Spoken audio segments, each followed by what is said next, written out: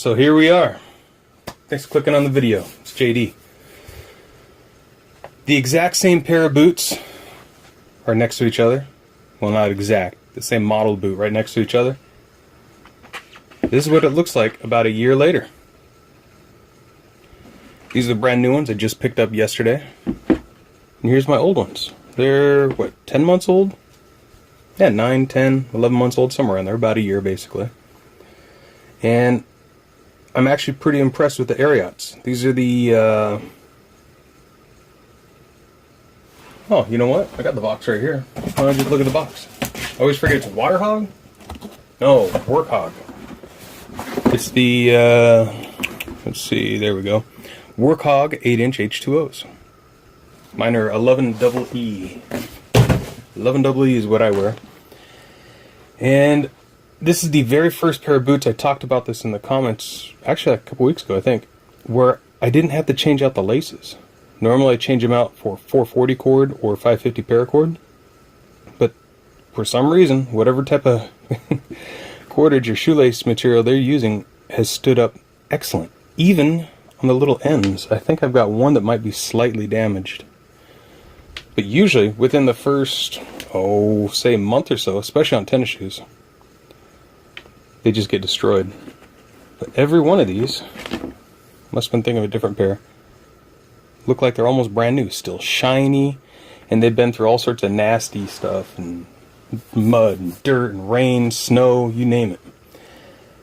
And they're holding up great. And something else that's really, really impressed me with these Ariats. They're not the most comfortable pair of shoes I've ever owned. And the footbed is replaceable because it's welted, of course. But one, of course, the leather held up excellent. I never put anything on the leather. Not once. I just wanted to see how they do. Look right here. You know where your heel drags when you're pushing your foot in and pulling your foot out of a boot, especially if you've been sweaty and it gets wet in here and you pull your foot in and out of there with a wet sock, it creates a lot of abrasion. And I don't know what this is called, so forgive me. But this whole section right here will normally get ripped up and you'll see a big hole right here at the main friction point between your heel and the boot.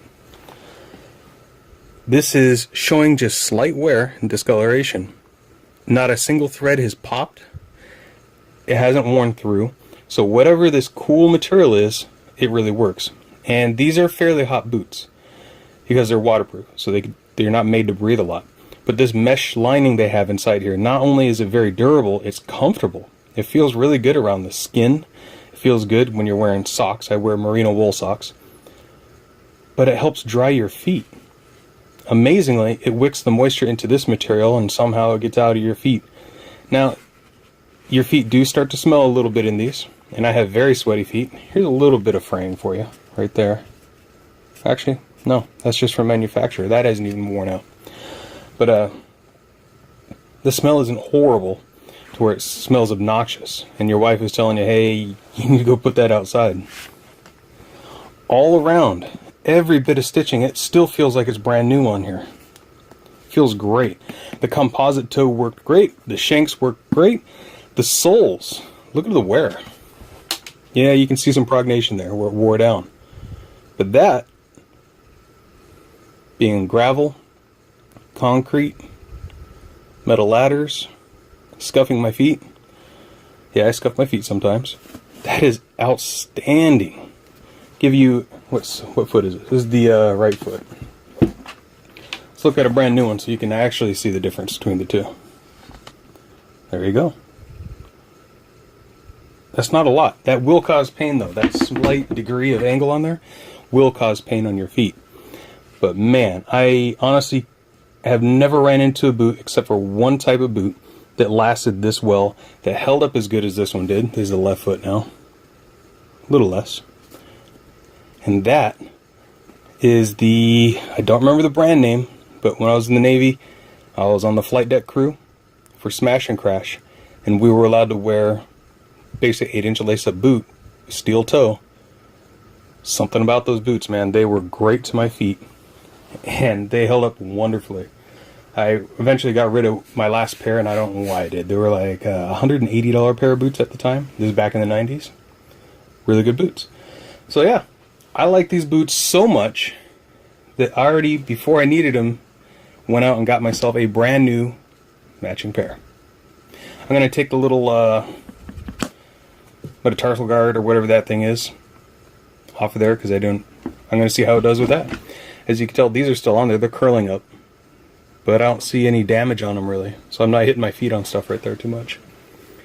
Scuff marks on my left foot. Got some pretty good scuffs on there. They're not too deep. I've had a couple cuts on here. Never affected the waterproofness of the shoe, or the boot I should say. Absolutely impressed with these boots. I know there's some people had in the comments that said they didn't have the best experience. They work in a caustic chemical environment, I think it was. There's nothing you can really do about that, unfortunately, other than wearing the right type of rubber boot. It's just going to eat through leather and different types of rubber really fast. And that sucks. So yeah, just thought I'd share. Hope you guys like.